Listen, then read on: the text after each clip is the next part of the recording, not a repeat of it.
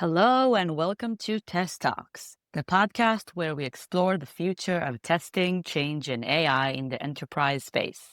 I'm your host, Yuval, and wow, what a time to be launching this show. I was just scrolling through LinkedIn this morning and I counted, no joke, 17 different posts about AI transformation in the first 5 minutes. Everyone's talking about it, but here's what struck me.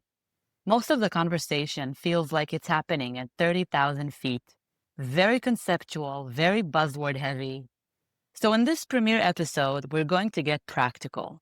We're going to ask the question that keeps enterprise leaders up at night. Can we actually trust the machines we're building? Joining me today is Stav Grinshpon, Chief Product Officer at Panaya. Stav, welcome to the show. Thanks, Yuval. Really excited to be here. I know you just got back from SAP Sapphire event, right? And I'm guessing there was a lot of talking about this subject, right? Can you tell me a bit about the atmosphere there? Every conversation around the subject with any CTO or test manager or any person that is in the space, actually the same. We know we need to do something with AI, but we're not sure what. And so if we let AI make decisions, how do we know it makes the right ones? This is the main thing that came to play. And how can we actually trust it?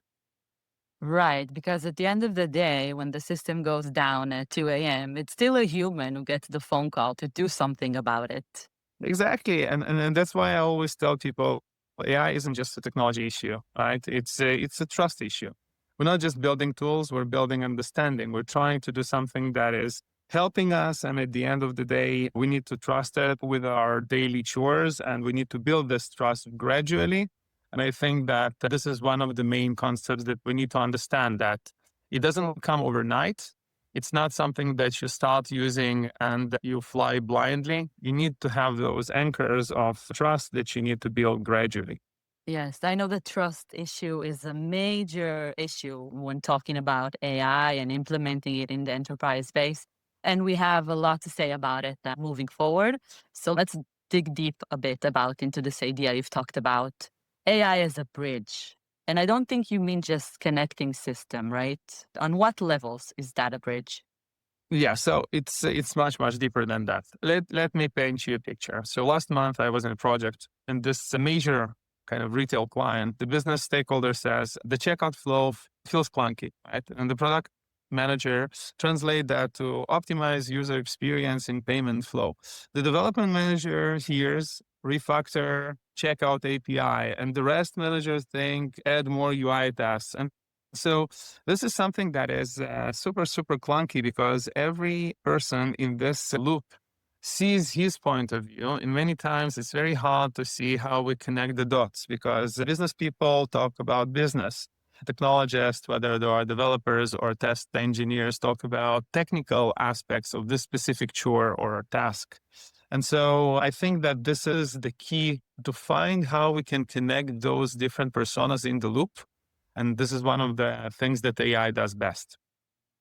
So what I'm hearing is that we actually have four different interpretation of the same problem. Exactly. And this happens every single day in an enterprise, right? Everyone speaks their own language, operating their own context. And by the time everyone aligns, either the business opportunity is gone or technical landscape has shifted. So in that case, where does AI fit into this translation problem? So I would say that you can imagine it like in the movie The Hitchhiker's Guide to the Galaxy, when you have this small piece that you put in the ear and then it translates immediately what's going on between different languages. This is the way I see AI. And so when you think about it, when you have different people talk their mind and trying to bring the same point, if something can actually translate in real time, what is the intent of the specific person? Then we have very good correlation between the code components and the different business scenarios because AI can explain it in the language of the end user.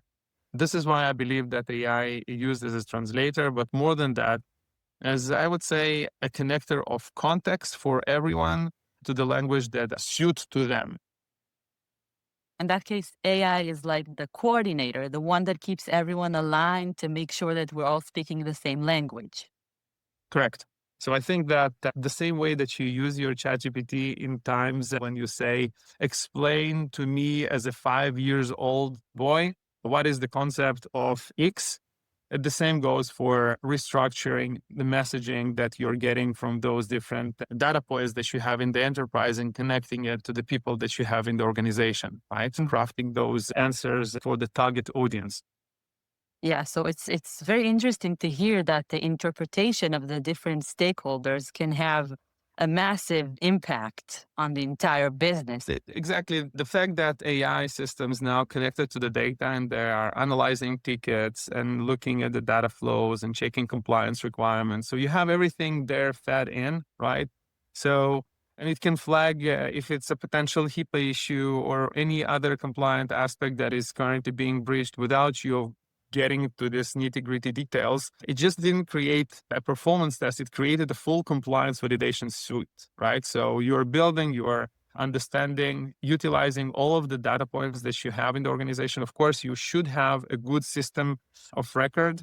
So in our case, for instance, we have our platform that has all the entities within one place. And then you have this AI layer that utilizes all of those entities of requirements, defects, bugs, tests, and so forth. And of course, guidelines with standards taking into account. I think that this is the way to go.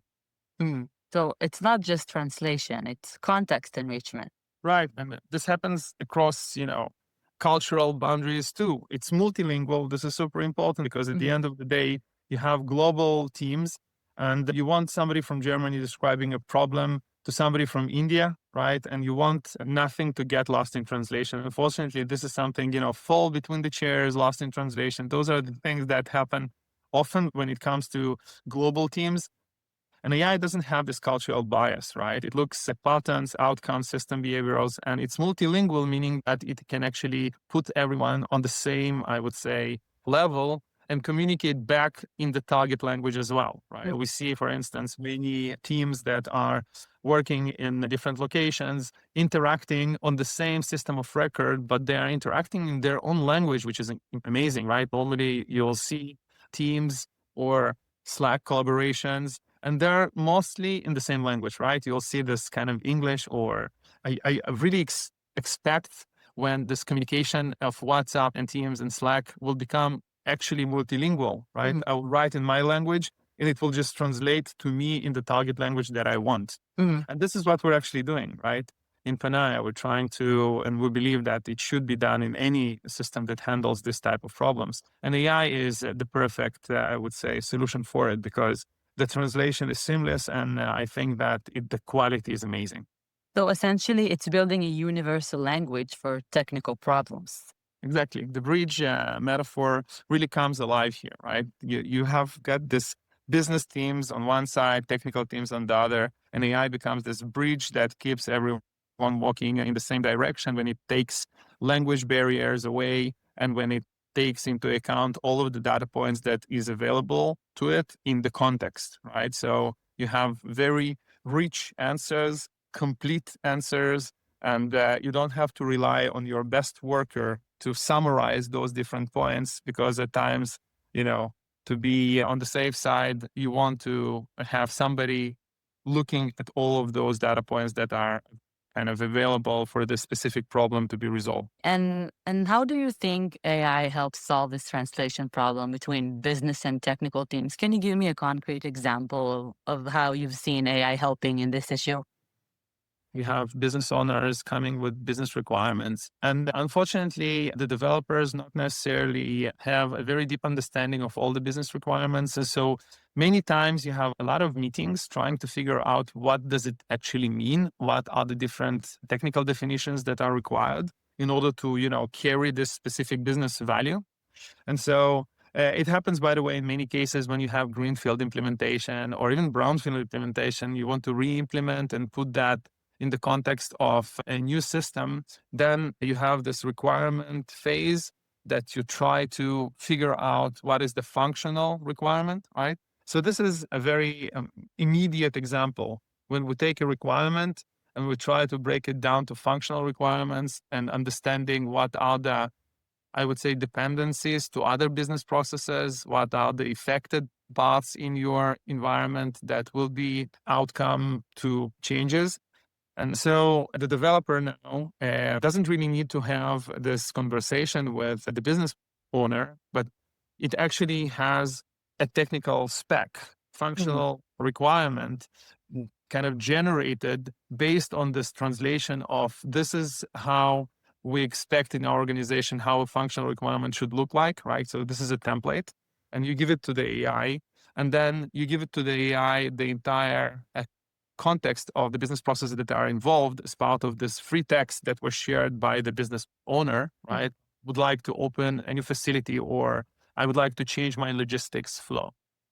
And so it takes all the data points into account and translates that into a functional requirement that now actually is a much, much better connection to the technical people to take from there without the need of diving in and understanding every edge case that is currently in the mind of the business user, right? This is one. The second one is having a tester, right? You have quality assurance people.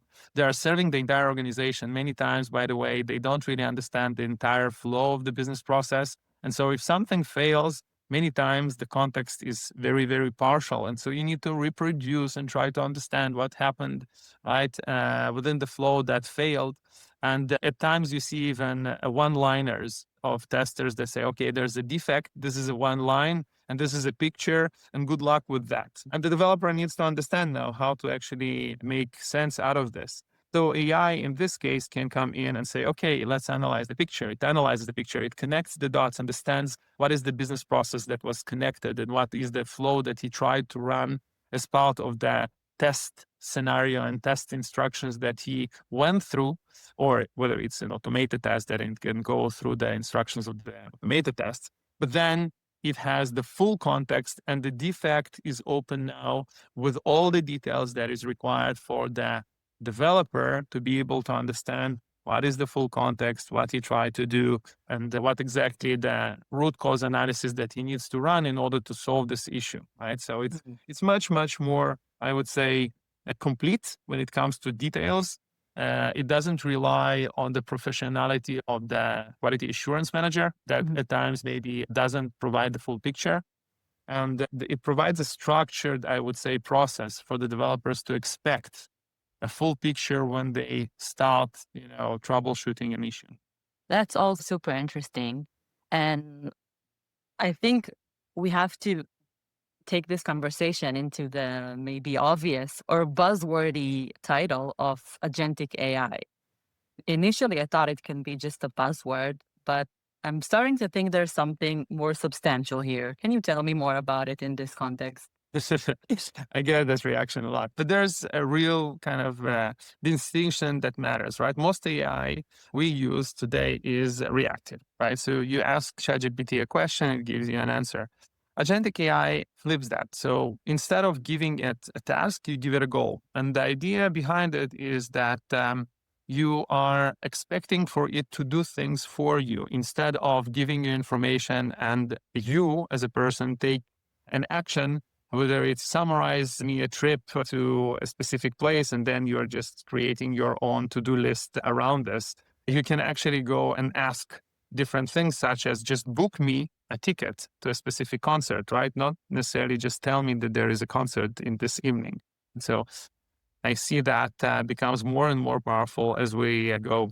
So it's making strategic decisions, not just executing tasks. Right.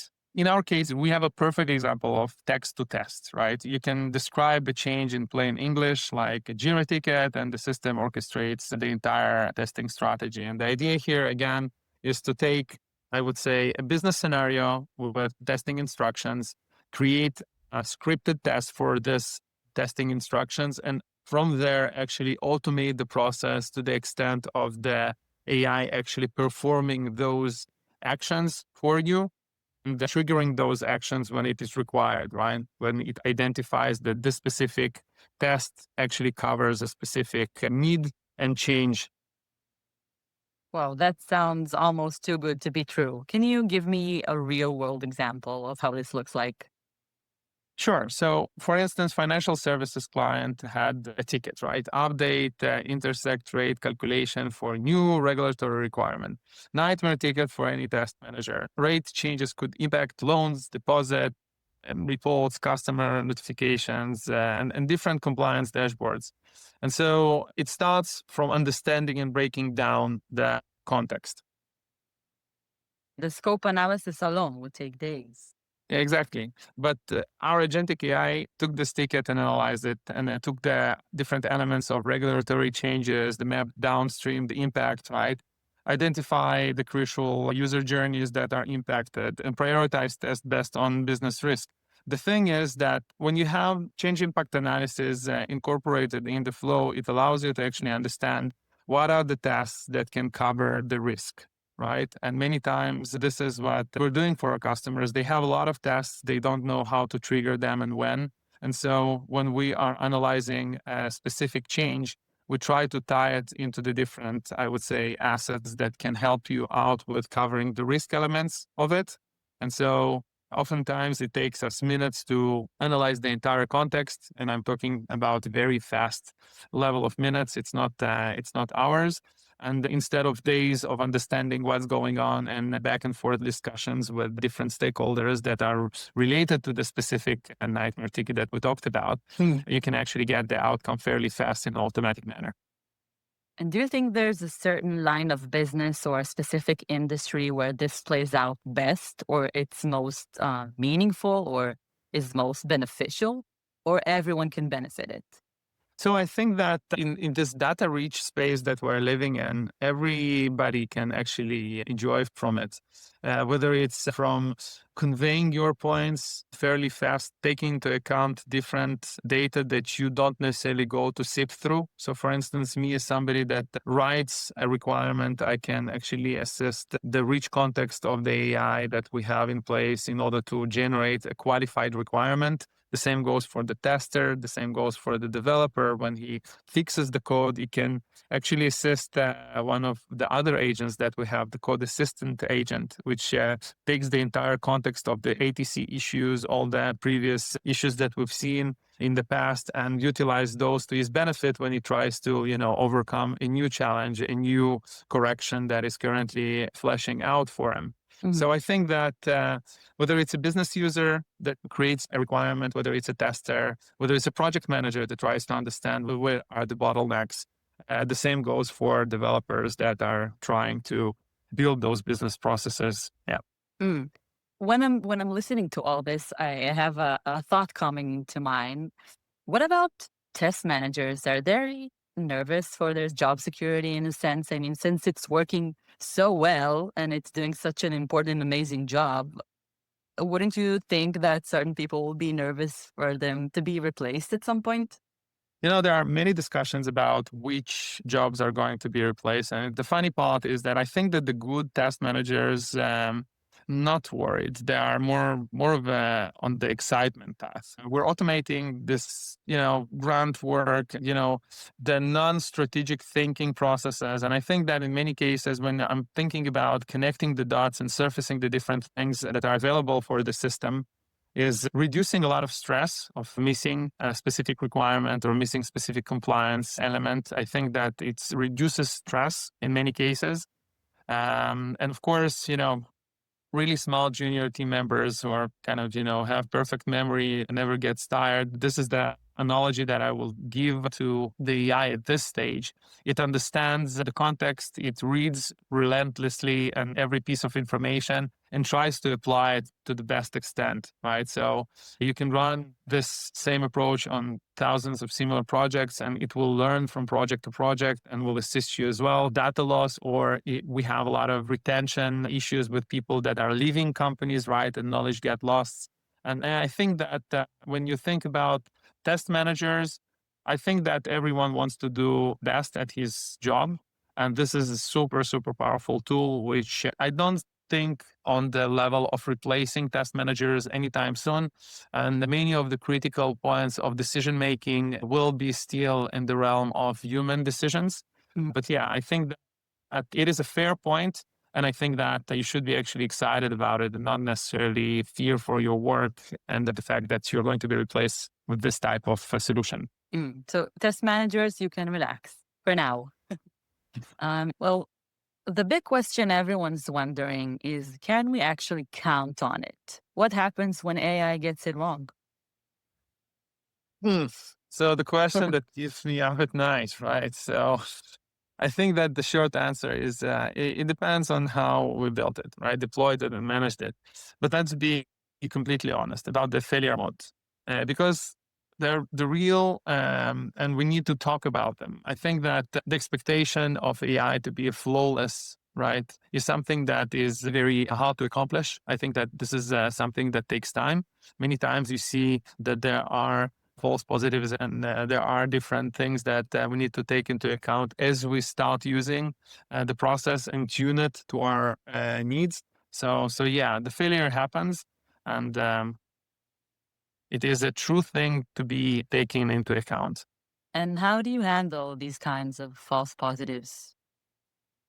I remember once, right, we have this thing that that we've seen that the AI flagged the database change as extremely high risk, right, and generated this elaborate test suite around integrity, performance, backup, and recovery. And the team spent significant resources testing, right, kind of this scenario that turned out to be a non-issue. But again, at times, I think that you need to take into account that it will deviate. At times, it will be, by the way, because of the wrong context. Maybe we fed the information incorrectly. Maybe we instructed it to take things a bit more harshly when it calculates it.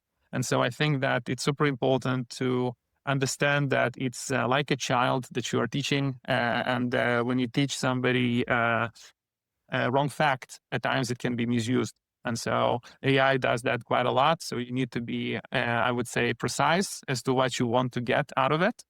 And you need to be responsive and provide feedbacks in order to be able to actually, manage those false positives and bring it back to the track. And what about the more dangerous failures when AI misses something critical? Okay, so so this is a good one. I think that the scariest scenario, but interestingly, it's less common.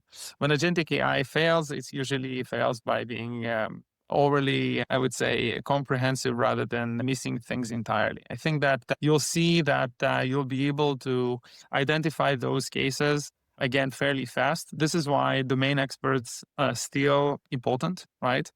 And when you read the outcomes and you give the feedback, then AI will make reasonable sounding decisions. And when we're talking about incomplete context, I think that in many cases you'll be able to provide the feedback based on the outcome that you'll see. You'll see that a specific thing is missing, and you will instruct it to include it, or maybe rephrase the outcome in a different way to include this type of information. Can you give me an example of that? So I think that a good example I'm trying to kind of remember, we had this case with AI that was analyzing a mobile application updated and focused heavily on performance testing because, historical data showed performance issues in the similar updates. But it means that this particular update was primarily about accessibility compliance, a completely different risk profile, right? The performance tests were fine, but they under tested kind of the accessibility aspects of it. So I think that at times it is relating to segmentation issues. So you'd like it to understand better. And this is, again, an example of instructing it to take into account different parameters when it takes this type of decisions for the future. So, how do you prevent that kind of context blindness? So I think that when it comes to explainable AI, this is the kind of crucial factor, right? So you have black box and you have white box AIs. So when our system makes a recommendation, it doesn't just say test this. It says the more, I would say, elaborate answer, test this because of this three historical patterns and blah, blah, blah, and so forth. So I think that the connection to impact analysis and specific risk factors surfacing, this is the thing that builds trust and allows you to identify and allows the human to resonate on what's wrong and say, no, you're missing this context and just please add this one in order for you to have a better decision. And by the way, I think that when you're talking about agentic AI, I think that many times you'll see that you start with a process of questions and answers. You see that the answers are actually spot on. And then you're going to the next level of, given this answer, do this action, right? So I think that for all of you that are, scary about the fact that, you just kind of give it the power to drive the car, we don't start by giving it the wheel, right? Yeah. We start by giving it the way to, control the speed, right? This is your everyday option to log the speed and the car will follow. But you don't give it the full, autonomous driving level at the beginning. And so there are different problems. At times they are simple, so you can give it away and then, with high confidence, see how AI actually performs and does it for you. And in many cases, the analogy of autonomous driving is coming to play, and you say, listen, I'm going to drive this, but you're going to greatly assist me with this. Mm. I love the car analogy. I have another one. So it's like showing its work like a student solving a math problem. Exactly. Mm. I think that at the end of the day, people don't trust black boxes, even when they work perfectly. I think that this student analogy is that, it breaks it down. It shows you the way. And then at the end of the day, it's funny when I'm talking to my kids, I say, always show the way. Because if you're wrong, then you are going to get zero. But if you show the way, then the teacher might understand that you actually understand the subject and it will fix it for you and you'll get at least a few points for it. So I think that the value is super important. I think that we're showing transparently what's going on throughout the process in order to gain this confidence and to gain points and bring value. So in that sense, you're measuring effectiveness, not just efficiency. Right. And the feedback loop is crucial, right? When our AI misses something or missing something that the human catches, we feed that back, right? So the idea is when it flagged something high risk that turns out to be, important, we adjust the risk models. And AI reliability isn't binary, right? It's a continuous improvement process. You need to understand that when you enter this world of continuous learning, and the AI is not a set mechanism of an application that was compiled and it's static now.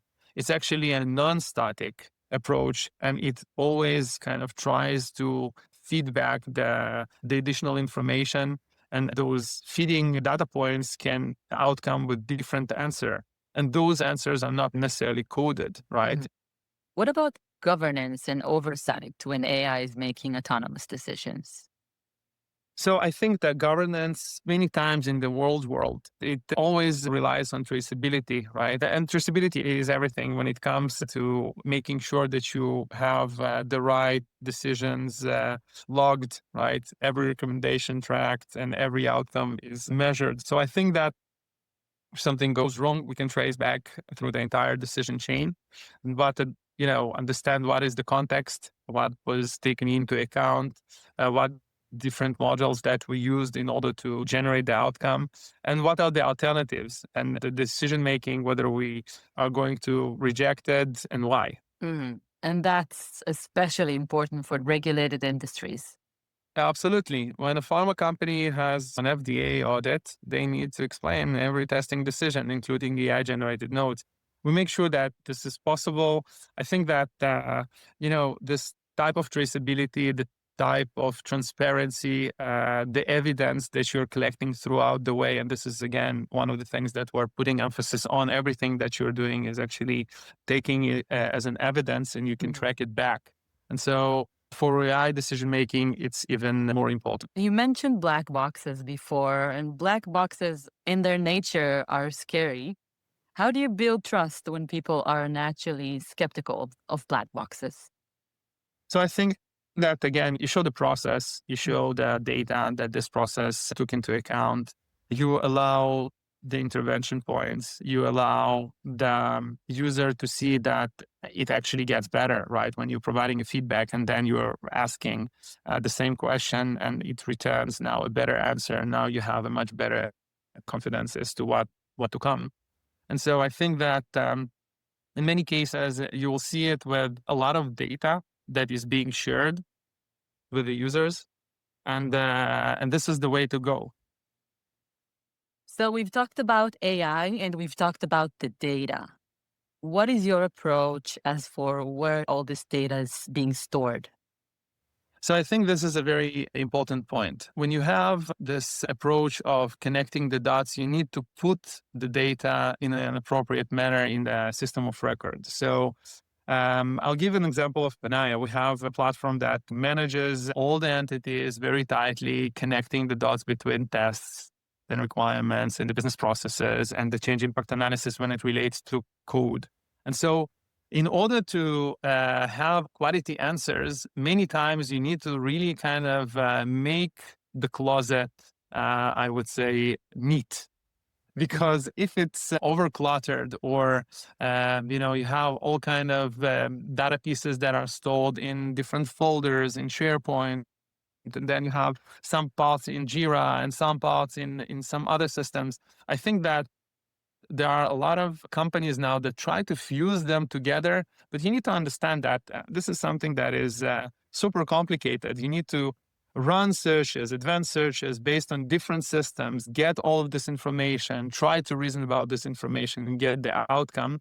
Instead, our approach is to have everything within one platform, right? So, and this is super important to have a system of record that is actually serves you well and connects the dots for the AI and makes it much, much easier for you to implement. Because otherwise, you will be stuck in the world of collecting the data first and then feeding it to the AI. By the way, you can see many of the AI providers now, you see that they can, get files, get a lot of context, which is amazing. You can feed very large files as context. But then if you don't structure this context correctly, then the problems start. You'll get a lot of answers that are not necessarily on spot, fusing different data pieces that are not necessarily connected well, and so forth. So I think that when you're thinking about this strategy of honing on agentic AI and using copilots, you need to have a strong system of record that you can work with. Can you give me an example of how Panaya made the life of an organization easy by managing all this data on a single platform? Yeah, I think that the straightforward example would be when we help companies, for instance, migrating, right, from ECC to S4, right? And what we start with is connecting to the ECC, getting all the metadata about the platform itself, right, their organization. We're seeing their landscape, the different business processes, the code. We're trying to help them with fixing the code when we can, right? This is one of their value propositions, and allowing them to conduct this project in a very smart way when we're connecting the change to the testing strategies, to the different elements that are related to requirements, right? The re-implementation of specific business processes. And so the fact that everything is in one place and very well connected, when a project manager logs into Panaya, he sees his requirements, he sees his project plan. When a tester goes in, he sees the entire portfolio of tests, whether they are manual tests, automation tests, and all the tests are connected to business processes. And when you're touching a specific business process, we have this change impact analysis that actually surfaces up the different tests that are relevant for this specific change. And so the AI, when you apply it, it's much more, I would say, competent to answer complex questions relating to those entities, right? Because they are very well wilded, kind of connected. And the fact that you have a very strong connections in the data allows the AI to have very fast and accurate answers. This has been an incredibly comprehensive conversation. Let me pull up together what we've covered today. We started with AI as a bridge, translating between different languages, contexts, and cultures within organizations. We explored agentic AI and how it shifts from task execution to goal-oriented decision-making. We tackled the trust question head on, discussing both AI's capabilities and limitations. What's your key takeaways for listeners who are just starting to think about AI in their testing strategy? I think that think about governance from day one, where the data goes, how it's being used. And before you implement any AI tool, ask yourself, how will I know if this is working? What will I do when it makes a mistake? How will I explain its decisions to stakeholders? The technology is the easy part, right? The management framework is what determines successful implementation or failure. And for folks who are already experimenting with AI tools? I think start building your, visibility and control system. When you're using AI and can explain it and what made a specific recommendation, it will make it much harder for you to get this backing from your stakeholders to continue this different initiatives. So metrics on performance, don't fly blind. Try to put different anchors that will allow you to understand the accuracy and the value and the cost, right? Invest in dashboards and processes that we talked about, and see how we can scale up with smaller use cases and then more and more, I would say, advanced value propositions using this technology. Great advice. Any final thoughts on where this industry is heading? So I think we're moving towards a world where AI management becomes as important as AI implementation. Right, the organizations that master human AI collaboration, not just the technology, but the processes, governance, the cultural around it. Those will be the ones that will truly transform their software deliverables and capabilities. And it's not just about having AI, it's about managing AI responsibly and effectively. And I think that the leaders of all companies actually are open. And actually, our CEO says AI or die, right? This Mhm. is his quote. But I think that in many cases, it is true because this is a transformative piece of tech that speeds up everyone. And you need to understand that things that were super complicated and required a lot of people in the loop with very heavy domain expertise, now it's becoming a much more, I would say, available for creative people that do not afraid of change and do not afraid from innovation. And so many companies now honing this tech, and you should be really taking that seriously and seeing how you can incorporate those processes within your company if you want to be, in the race. Inspiring words. Stav Grinshpon, Chief Product Officer at Panaya, thank you for such a thorough and practical conversation about the realities of AI in enterprise testing. Yeah, thanks for having me about it. This was really enjoyable, and I hope it helps people think more proactively about AI implementations and management. Yep. And thank you all for listening to our very first episode of Test Talks. We covered a lot of ground today, from the philosophical question of trusting machines to the very operational matter of managing AI systems in production. If this conversation sparked ideas, questions, or concerns about AI governance in your organization, I'd love to hear from you. We'll be back soon with more conversations about how AI and other emerging technologies are transforming enterprise software development. Until next time, keep testing, keep questioning, and remember, the future of software quality isn't just about building better AI. It's about building better systems to manage that AI responsibly. Thank you.